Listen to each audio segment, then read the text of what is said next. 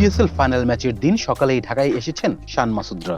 সোমবার মিরপুর শেরেবাংলা স্টেডিয়ামে একাডেমি মাঠে অনুশীলনও করেছেন তারা।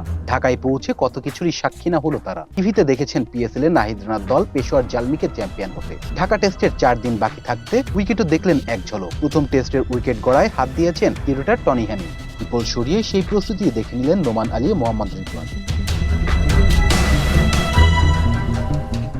বাংলাদেশ ও পাকিস্তানের মধ্যকার প্রথম টেস্ট শুরু হবে 8 মে। মিরপুরে চেনা কন্ডিশনে শাহিন শাহ আফ্রিদিরা মানিয়ে নিতে সময় পাবে 4 দিন। প্রতিটি সেশনকে গুরুত্ব দিয়ে কাজে লাগাতে চান তারা। এই কারণেই অনুশীলন সেশনগুলো সকাল বিকাল ভাগ করে নিয়েছে দলটি। সোমবার বিকেলে অনুশীলন করায় সময়সূচি পরিবর্তন করে মঙ্গলবার সকালে অনুশীলন করেছে। পাকিস্তানের কোচ সরফরাজ আহমেদ সময় পরিবর্তন করার অনুরোধ জানালে বিসিবিও আপত্তি করেনি। বাংলাদেশের ক্রিকেটাররা এই সময় ইনডোর ও আউটডোর নেটে অনুশীলন করবে। একই সময় হলে দুই দলের অনুশীলনের কোনো সমস্যা হবে না। টেস্ট চ্যাম্পিয়নশিপের গত সাইকেলে রাওয়ালপিন্ডিতে হোয়াইট ওয়াশ হয়েছিল পাকিস্তান। সেই সাইকেলে বাংলাদেশের মাটিতে সিরিজ জিততে মরিয়া পাকিস্তান। এই কারণেই আদা জল খেয়ে প্রস্তুতি নিয়েছে সরফরাজের দল। পাকিস্তানের 14 জন ক্রিকেটার এসেছেন আগেই। পিএসএল এর শিরোপাজয়ী পেশোয়ার জালমির অধিনায়ক বাবর আজম গতকাল রাতে ঢাকায় নেমেছেন। 16 জনের দল নিয়ে অনুশীলন করেছে পাকিস্তান।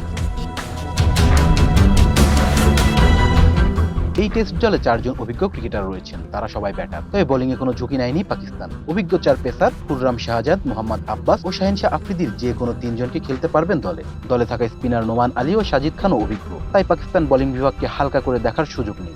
বাংলাদেশের বোলিং লাইন আপও যথেষ্ট শক্তিশালী। যদিও টাইগার পেসার বোলিং লাইন আপে পাকিস্তানের পেসারদের থেকে কম টেস্ট খেলেছে, তবে স্পিন বিভাগে মেহেদী হাসান মিরাজ ও তাইজুল ইসলাম টেস্ট খেলায় হাফ সেঞ্চুরি ছুঁয়েছেন আগে।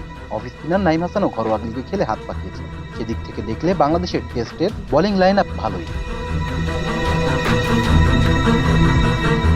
আর ব্যাটিংয়ে বাংলাদেশের এই মুহূর্তে বিশ্বের অন্যতম অভিজ্ঞ line up. Mushfiqur Rahim 100 test খেলার ব্যাটার। মমিনুল হক খেলেছেন 75টি টেস্ট। লিটন কুমার দাস, মেহেদী হাসান মিরাজ, তাইজুল ইসলাম 50-এর বেশি ম্যাচ খেলেছেন। এই অভিজ্ঞতাই দুই দলের মধ্যে পার্থক্য গড়ে তুলে দিতে পারে। Please subscribe our channel to get more information about sports world.